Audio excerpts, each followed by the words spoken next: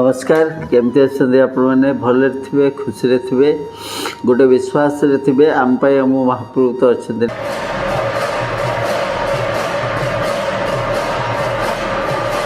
मूर्ति था प्रति खेल था प्रति आपणार पड़े था प्रति भरोसा था प्रति आवेग था प्रति अंतर झुरीबार पुणे था कृपामय से करुणामय से करुणार सिंधु से अवर्णनीय से अकथनीय से अपरूप से असीम से अवर्णनीय से अकल्पनीय से अपरूप से अनुपम से कौटी नांती से निछक भल पाउथुबा दरदी मनर कोहटिए भी से मु कहूची किसी दिन पूर्वर कथा मु महाप्रभु पाखक जाए भीतर काठर किसी दूर ठिया थाए महाप्रभुंर अनै थाए महाप्रभु को देखु थाए महाप्रभुंर अपूर्व से जो मनोभरा चाहणी महाप्रभुंर चकानयन अपलेक नेत्र विस्फारित चक्षु आउ तांको नालिया उठे अकुहा मेंचे मेंचे कथा मु ठिया थाए देखु थाए हठात मोर पाखे गुड़ुगुड़ ही जनकर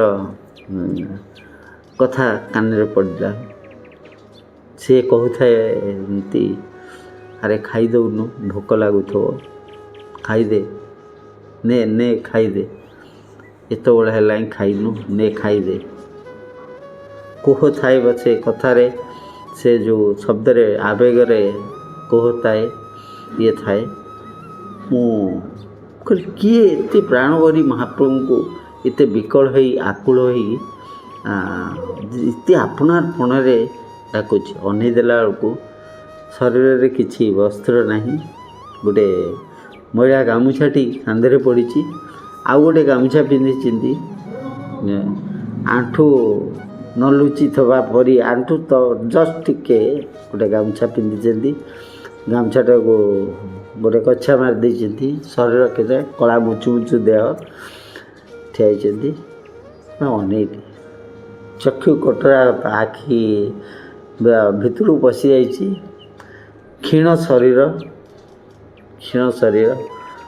आखिरे से जो महाप्रभु को जो चाहनी अनै था से आखिरे जमी सारा संसार जगतपति की से संपूर्ण भाव निज भितर को टाणी आमुंट आउ महाप्रभु को आखि की से अनैबार थिला जेतबेले ये कथा होता महाप्रभु सहित महाप्रभु भितर जमी भावाकर श्रीमुखरे एक स्वतंत्र श्रीमुखरे एक स्वतंत्र स्पष्ट बारी हो पड़ू था सी जमी अस्थिर हो जाती सी ये जो लोकटी ये कौन कर व्यक्ति जनक गोटे से जो कांधे जो गामुछाटी पकई गामुछारे कंटे गुरेकरी विकल होकर आकोच ते भोक लगुथ ने खाईदे शीघ्र खाईदे ने खाईदे सादे मु रही पारे आवेग इमती भल पाइबा ये मु सब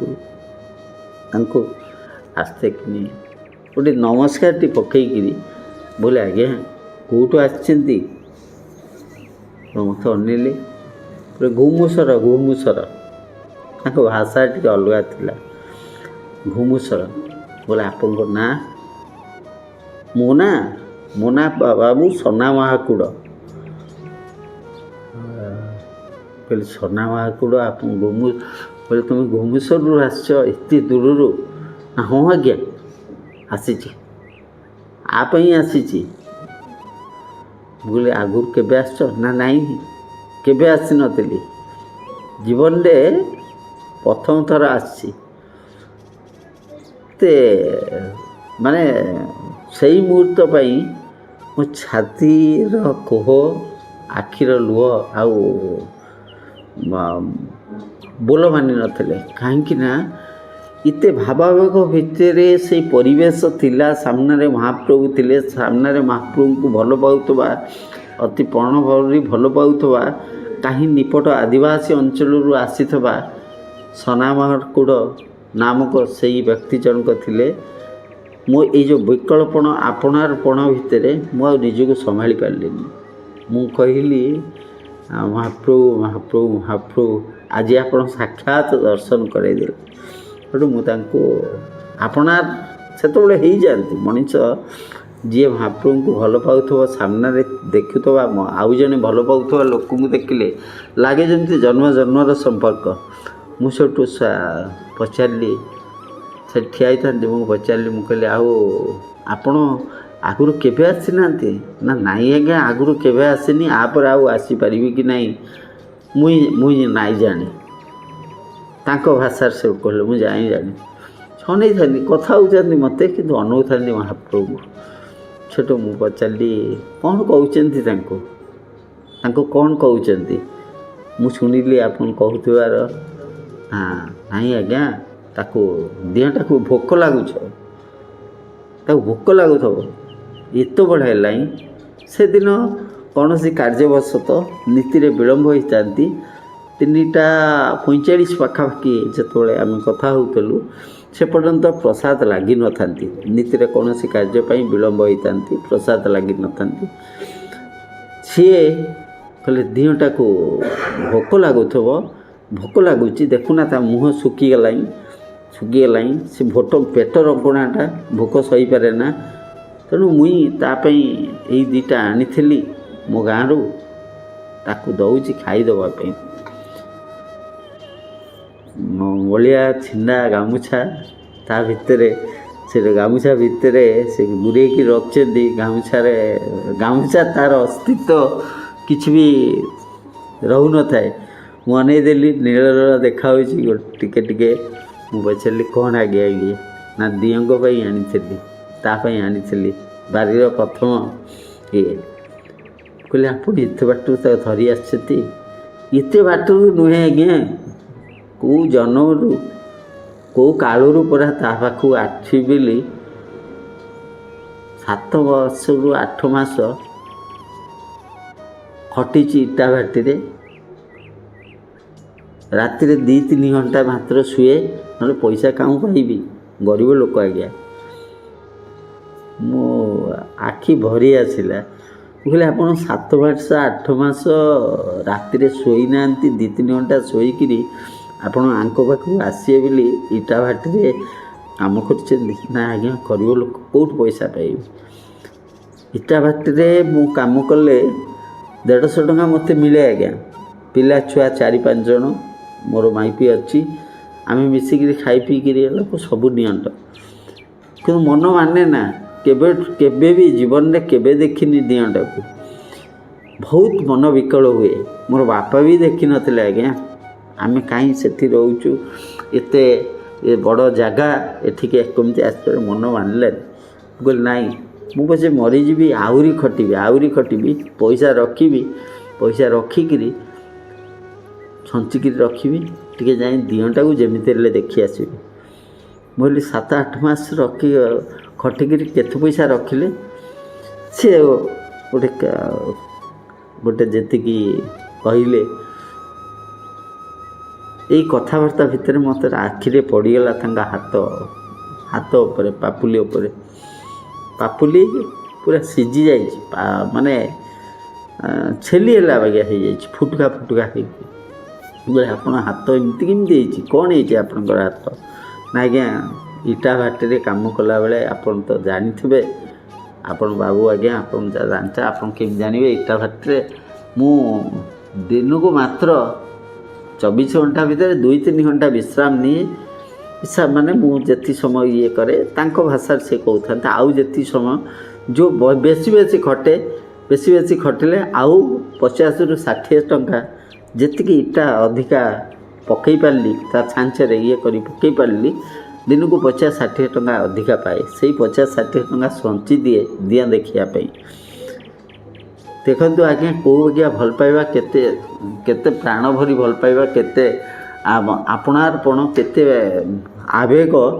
ଗୋଟେ ମଣିଷ ଭଲ ପାଉଥିବା ମଣିଷଟି ତା ଦିଅଁକୁ ଦେଖିବ ବୋଲି, ତା ଦିଅଁକୁ ଜୀବନରେ କାଳେ ଥରଟିଏ ଦେଖିନି, ତା ଦିଅଁକୁ ଭଲ ପାଉଛି, ଦିଅଁକୁ ଦେଖିବ ବୋଲି, ଦିଅଁକୁ ଆପଣାର କରିବ ବୋଲି, ଆଖି ସାମ୍ନାରେ ତାକୁ ଦେଖିବ ବୋଲି ସେ 7 ମାସରୁ 8 ମାସ ଇଟା ଭାଟିରେ ହାତ ଭାତ ଫାଟି ଯାଇଛି, ଚମଡ଼ା ଛାଲି ଯାଇଛି, ଫୋଟକା ହେଇଯାଇଛି, ପଇସା ସଞ୍ଚିକିରି ରଖିକିରି ଆସିଛି ଦିଅଁ ପାଖକୁ। ଆଉ ସାମ୍ନାରେ ଠିଆ ହେଇଛି, ପିନ୍ଧିବାକୁ ଶରୀରରେ ବସ୍ତ୍ର ନାହିଁ, ଗୋଟେ ଛୋଟିଆ ଗାମୁଛା ପିନ୍ଧିଛି, ଆଉ ଗୋଟେ ଗାମୁଛା ବେକରେ ପକାଇଛି, ଯେଉଁ ଗାମୁଛାଟେ ବି ସମ୍ପୂର୍ଣ୍ଣ ତାର କରି ରଖିନି। ଗାମୁଛାର ଅଗରେ 2ଟି ପିଜୁଳି, ତା ବାରିର ପିଜୁଳି ଆଣିକିରି ଆଇଛି।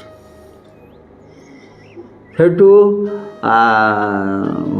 ମୋ ମନରେ ସେତେବେଳେ ଯେଉଁ କୋହ ଥିଲା, ଆବେଗ ଥିଲା, ମୁଁ କହିଲି ହଁ ହଁ ହଁ, ସେ ହିଁ ଆଜି ବୋଧ ହୁଏ ଜାଣିକିରି 60 ପଉଟିକିଆ ଠାକୁରଟି ଜାଣିକିରି ଆଜି ନୀତିଟାକୁ ବିଳମ୍ବ କରିଛି, ଜାଣିକିରି 60 ପଉଟିକି ଆଜି ବିଳମ୍ବ କରାଇଛି ସନା ମହାକୁଡ଼ର ପିଜୁଳି ଟିକେ ଖାଇବ ବୋଲି।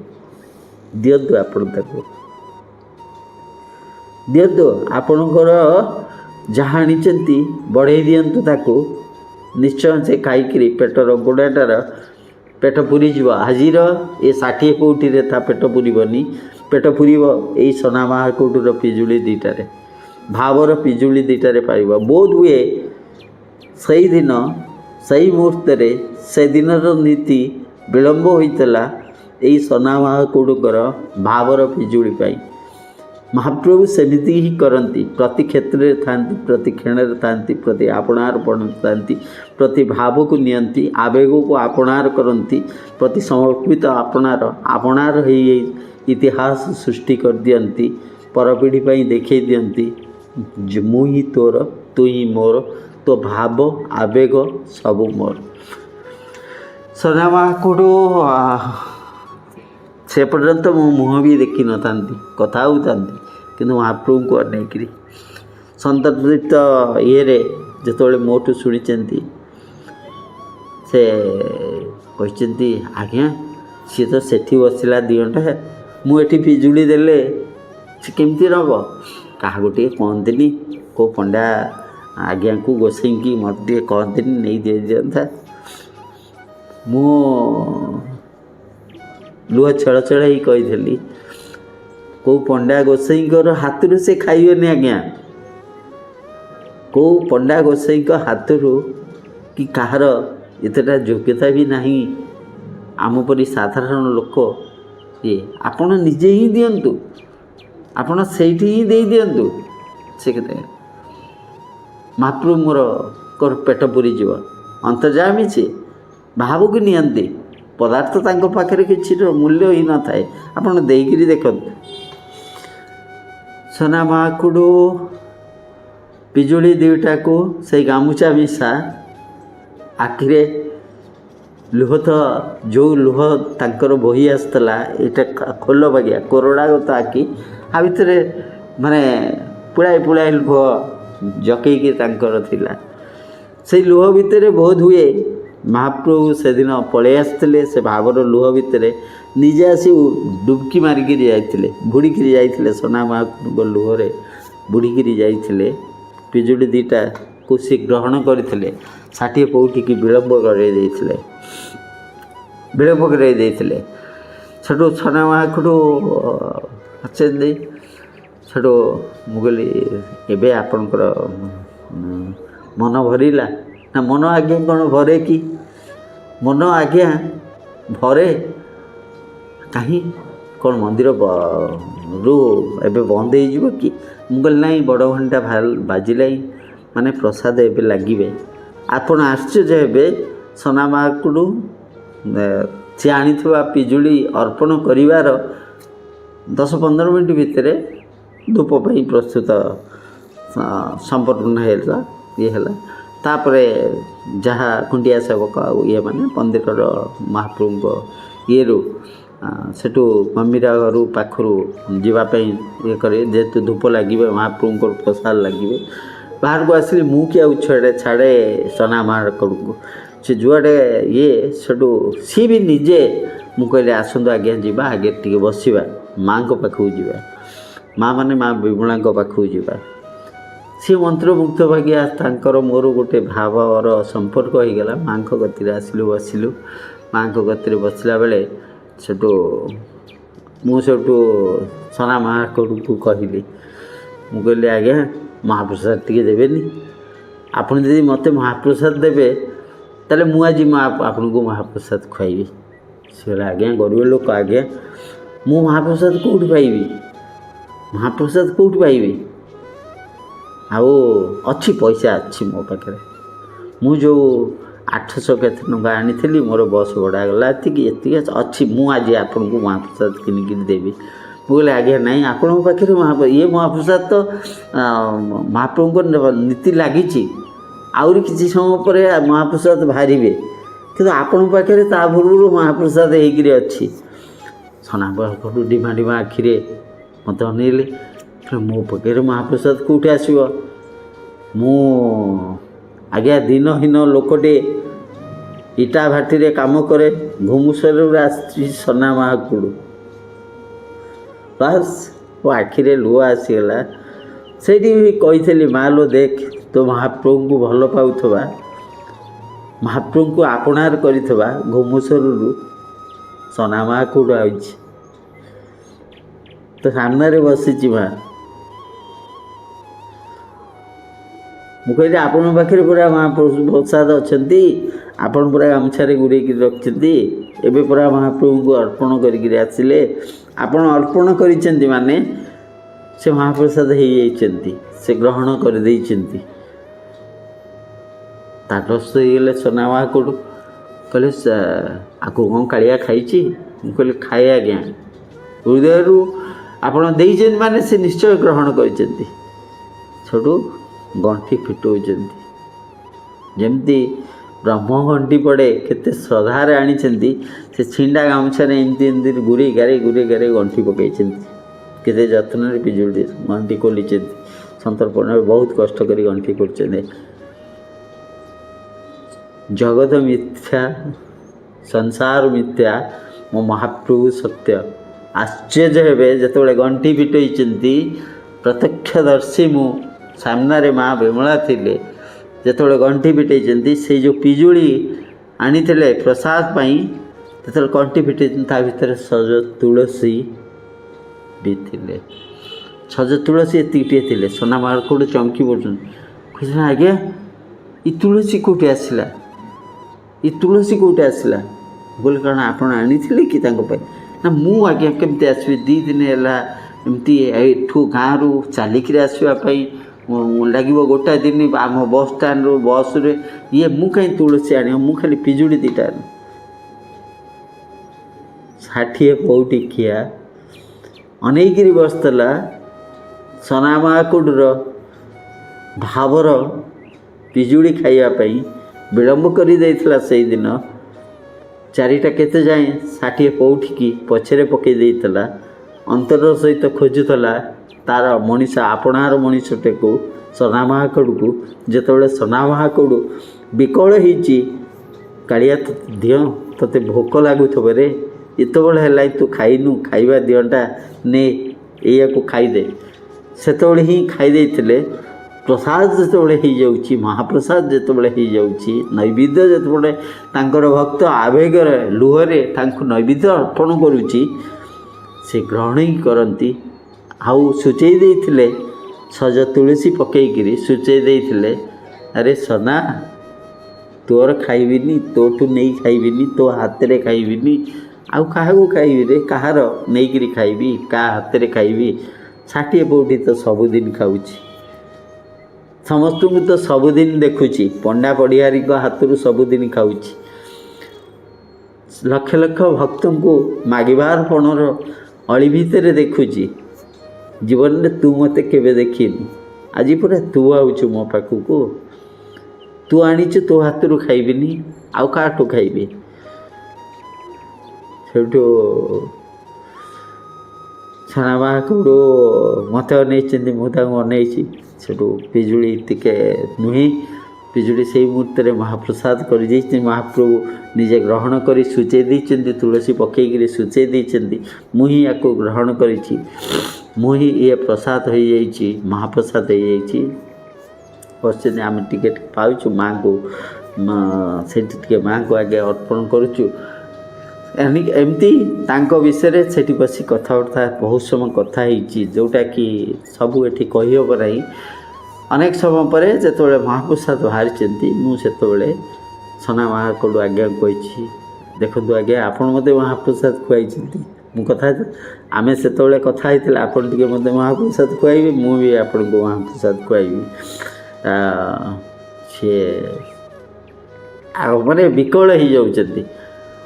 ତାପରେ ଆମେ ଆସିଛୁ ମା ମଙ୍ଗଳାଙ୍କ ପାଖରେ। ଆପଣ ବଟ ଗଣେଶ ପାଖରେ ଦେଖିବେ ଯେଉଁ ଅଫିସଟା ବାଗିଆ ଅଛି, ତା'ର ଯେଉଁ ପିଣ୍ଡି ଅଛି, ମୁଁ ସେଇଠୁ ମହାପ୍ରସାଦ ଆଣିଛି। ସେଇଠି ବସିକି ଗୋଟେ ପତ୍ରରେ ଆମେ 2 ଜଣ ବସିଛୁ। ମୁଁ ଖୁଆଇ ଦେଉଛି ତାଙ୍କୁ ମହାପ୍ରସାଦ। ଆଉ ଯେଉଁ ହାତ 6 ମାସ ଧରି ରାତି ନ ଶୋଇ ଚମଡ଼ା ଛାଲି ହେଇଯାଇ, ଏମିତି ପରସ୍ତ କଳା ପଡ଼ିକିରି ଚମଡ଼ା ଛାଲି ହେଇଯାଇ ଯେଉଁ ହାତ, ସେଇ ହାତରେ ସନା ମହାକୁଡ଼ ମହାପ୍ରସାଦରେ ଡାଲି ଗୋଳଉଛନ୍ତି, ବେସର ଗୋଳଉଛନ୍ତି, ମୋତେ ଗୁଣ୍ଡେ ଖୁଆଇ ଦେଉଛନ୍ତି, ଭରି ଦେଉଛନ୍ତି, ଅନ୍ତରକୁ ଭରି ଦେଉଛନ୍ତି, ମୋ ପ୍ରାଣ ଶକ୍ତି କେନ୍ଦ୍ରରେ ଭରି ଦେଉଛନ୍ତି। ସନା ମହାକୁଡ଼ ଆବେଗ, ସେଇ ପଥୁରିଆ, ସେଇ ଆପଣାରପଣରେ ଭରି ଦେଉଛନ୍ତି ଅନ୍ତରକୁ। ଯେଉଁ ପ୍ରତିଟି ଗୁଣ୍ଡାରେ ମୁଁ ନେଇଯାଉଥାଏ ଭିତରକୁ, କେବଳ ମହାପ୍ରଭୁ ଥାନ୍ତି। ମହାପ୍ରସାଦ ଖାଇସାରିଛୁ। ମହାପ୍ରସାଦ ଖାଇସାରିବା ପରେ ତାପରେ ହାତଟାକୁ ଆଉ ମୁଣ୍ଡରେ ଏମିତି ଭଲକିରି ଏମିତି ପୋଛି ଯାଉଛନ୍ତି, ହାତ ଧୋଇ ନାହାନ୍ତି। ହାତ ଧୋଇବା ପରେ ମୁଣ୍ଡ ପୋଛିରେ ଆମେ ସବୁ ବସିଛୁ। ତାପରେ ମୁଁ ଆସିଛି, ପାଖରେ ବସିଛି। ସେଠି ସେ ପତିତ ଗୋଡ଼ ଦୁଇଟାକୁ ଲମ୍ବେଇ ଦେଇକିରି, ଥକା ମାରିକିରି ସେଠି ଆଉଜିକିରି ପତିତବାନଙ୍କୁ ଅନେଇଛନ୍ତି, ନୀଳଚକ୍ରକୁ ଅନେଇକିରି ବସିକିରି ଭାବୁଛନ୍ତି। ଆଖିରେ ଲୁହ ସବୁ ଝରି ପଡ଼ୁଛି। ସେତିକିବେଳେ ତାଙ୍କ ଗୋଡ଼ ଯେଉଁ ଅଛି, ମୁଁ ତାଙ୍କ ପାଦକୁ ଧରି ପକେଇକିରି ଏମିତି ଚିପିବାକୁ ଯାଉଛି। ସେ ଗୋଡ଼ଟାକୁ ଟାଣି ଆଣୁଛନ୍ତି। ଆଜ୍ଞା ବାବୁ, ଆଜ୍ଞା ଆପଣ କ'ଣ କରୁଛନ୍ତି? ଆପଣ ମୋ ପାଦ କାହିଁ ଚିପି ଦେଉଛନ୍ତି? ଆପଣ କ'ଣ କରୁଛନ୍ତି? ମୋ ପାଦକୁ କାହିଁ ଚିପି ଦେଉଛନ୍ତି? ମୁଁ ବି ନୀଳଚକ୍ରକୁ ଅନେଇଛି। ନୀଳଚକ୍ରକୁ। ବାସ୍ ଏତିକି କହୁଛି, ମୁଁ ତରିଯିବି।